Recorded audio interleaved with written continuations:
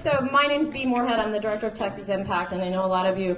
I'm actually going to turn the press conference over to the Texas Impact Board of Directors, who are in the Capitol somewhat less often than the staff that you've come to know. We have a board of directors made up of all these people and many more from all over the state who function as a delegation from a lot of different faith communities, not the Christian, Jewish, Muslim, and then interfaith communities from around the state as well. They all together work on issues of broad religious social concern. So those mean issues where if you look across the faith communities, from very theologically liberal to very theologically conservative, Christian and non-Christian, they all share some common values that we all need to care for our neighbors, we all need to take care of our resources, our natural resources and our financial resources. And usually when they come to the Capitol, that's what they're here to do. They're here to talk about issues that are of concern that they feel like the faith community can help make progress on in Texas. Today they're here with a slightly different message, and I think it's been surprising for them, and it might be surprising for you, the sort of religious turn that this legislative session has taken. So with that, I'm going to turn it over to the president of the Texas Impact Board, Reverend Dr. Whit Bodmin, and he's going to function as your master of ceremonies. So there you go. My name is Whitney Bodmin, and I am president of the Board of Directors of Texas Impact. Texas Impact was established by Texas religious leaders in 1973 to be a voice of in the Texas legislature for shared religious social concerns of Texas faith communities. Texas Impact is supported by more than 24 Christian, Jewish, and Muslim organizations, denominational bodies, hundreds of local congregations, ministerial alliances, interfaith networks, and thousands of people of faith throughout Texas. We are here today because we in the Texas faith community have grave and serious concerns regarding the unprecedented number of bills filed by legislators that touch or affect religious organizations in this state. Most of these bills adversely affect somebody's religious freedom. Some of these bills affect the internal operations of denominations and other religious organizations. Some affect private property rights. Some affect the rights of minority religions. Some involve criminal penalties. And some affect Texas national model faith-based initiatives. Some even increase sectarian strife by using taxpayer dollars from a person of one faith to propagate other faiths.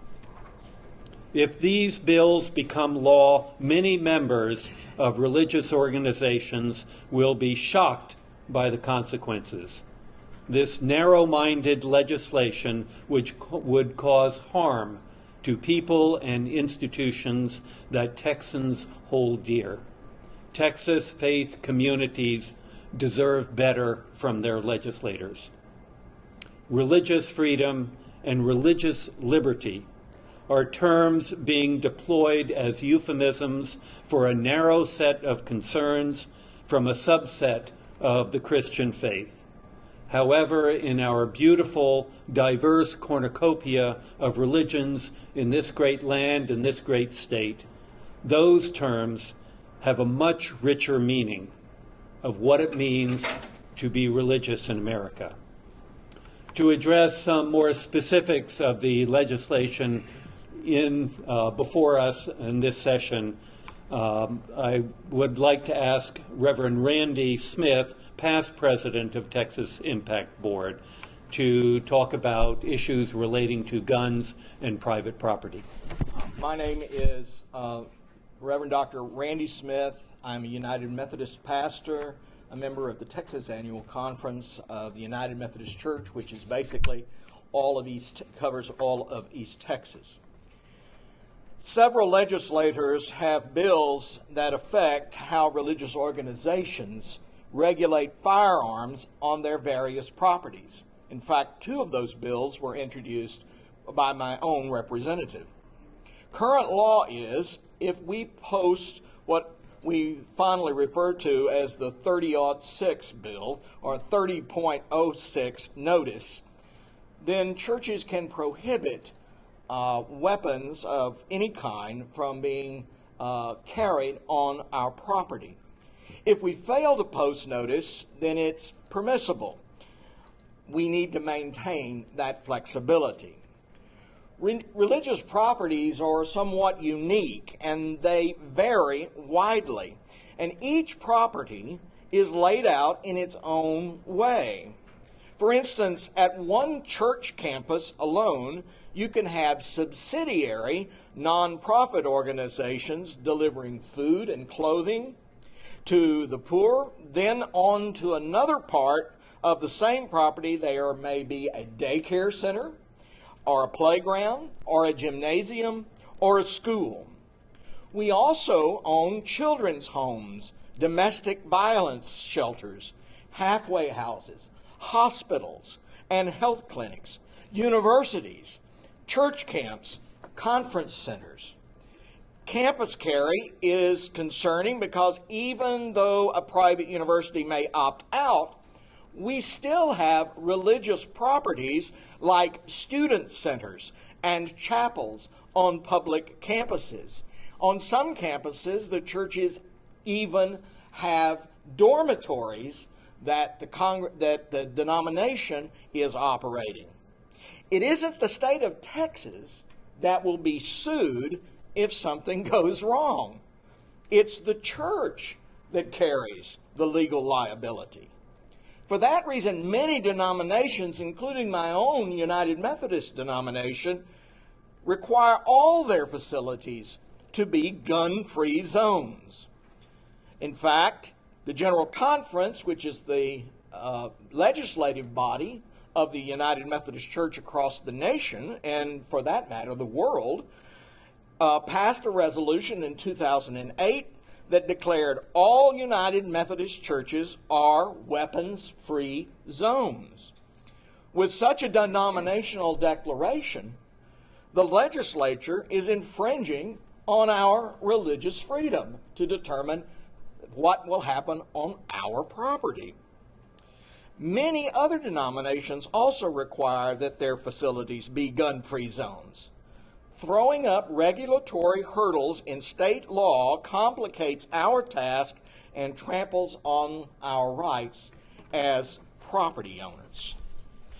Thank you for giving us this opportunity to talk about these issues that greatly concern many of us in the religious community and about which none of us had any opportunity to be consulted about these problems.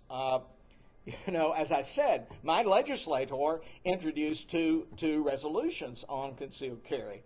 I know him very well. I don't recall him asking me about it. I've been in his office many times, and I don't remember being asked about it. Ask Ellen Sable of the National Council of Jewish Women, who will talk about legislation that is commonly referred to as anti-Sharia. Thank you. As Whit said, my name is Ellen Sable. A kind of religious bill we've heard about a lot this session is the so-called American law for American courts, or as proponents say, anti-Sharia legislation. As representatives of diverse faith traditions, we are offended that legislators would single out Islam for special sanctions or limits. We also think legislators should ask themselves, just how intrusive do we want the state to be in religious organizations, regardless of their particular faith? In attacking the freedom of Texas Muslims to practice their faith, legislators could undermine practices in many faith traditions and secular voluntary organizations designed to limit litigation and promote peace and justice.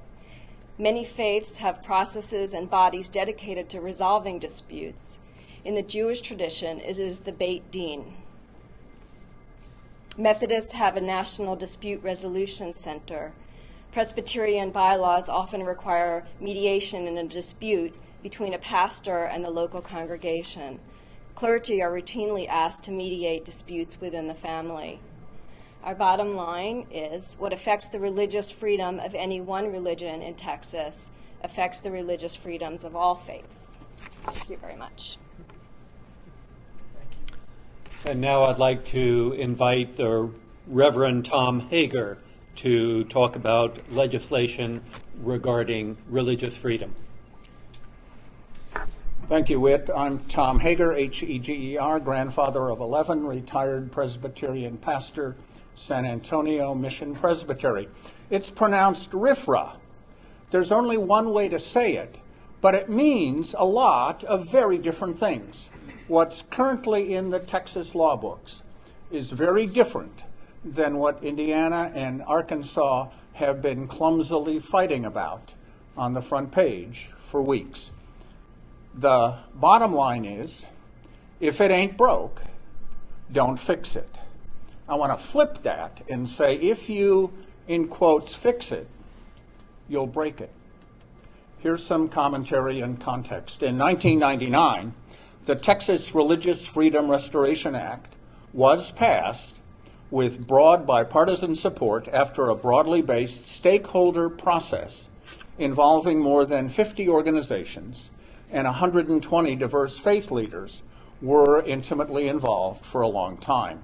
Today's bills and constitutional amendments would undo that historic good work with possible chilling impacts on faith-based provision of all kinds of needed social services.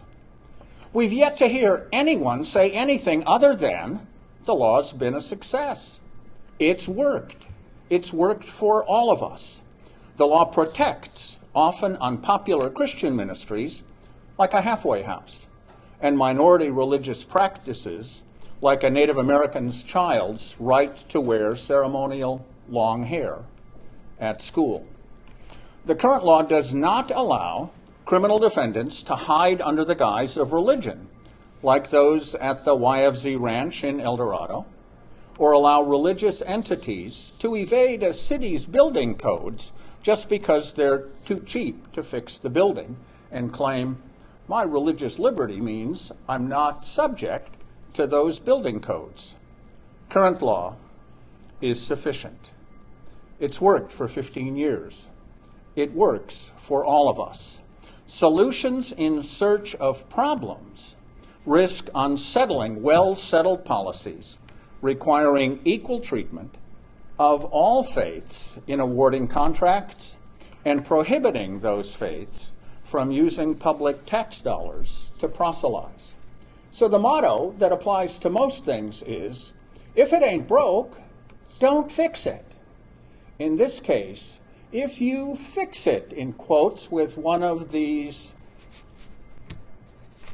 currently proposed, I think, troublemaking suggestions, what you'll do is break it. We deserve better. Thanks. I invite Amanda Quraishi, a member of the Board of Texas Impact,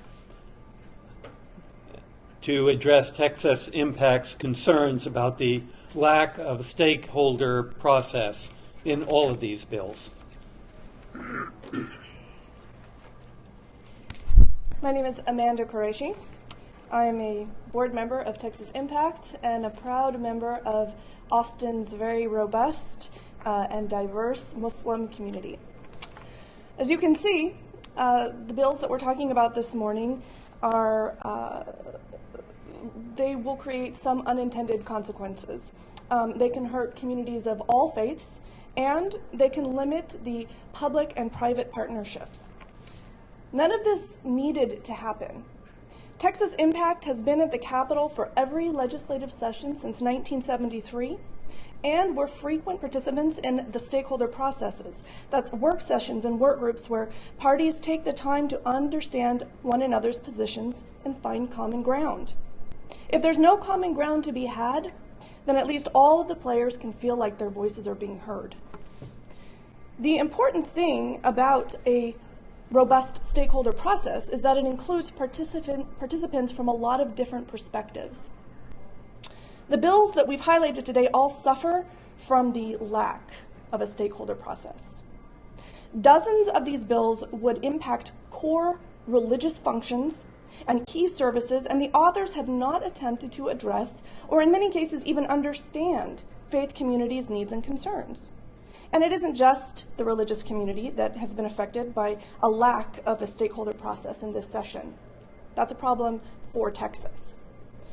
Government is how we work out how we're going to live our lives together. Process matters, and talking to people who will be affected by a bill is a key part of the process. So, we're going to call on all of our legislators to set aside these dozens of bills and their potential negative consequences for our religion in our state. We would like to ask our legislators to make a fresh start when this session is over. Texas Impact has had the same phone number since 1973. We hope that the lawmakers will give us a call and let us discuss together what's working and where we need to reform our state's relationship with religion. Thank you. You have heard from 4 board members, but these concerns are shared by thousands and thousands of faith community members across the state of Texas. The proliferation of bills, it took 4 posters to list them all, is to us almost dizzying. It is almost to outsiders a rush to madness to see this happen more and more throughout the session. But now we'd like to take your questions, and I invite anybody to answer them as you wish. Is there a specific reason you can put your finger on to why this is different this time around? Why they didn't come to speak with you? I'm not sure. I guess one suggestion is that we have a high number of very new legislators and who are not used to, do not know Texas Impact, do not know the faith community beyond the faith communities that they may come from. I don't know other reasons. Are there other people with suggestions? Thoughts? No. B, do you have any thoughts? About why Yeah. we had this happen this time.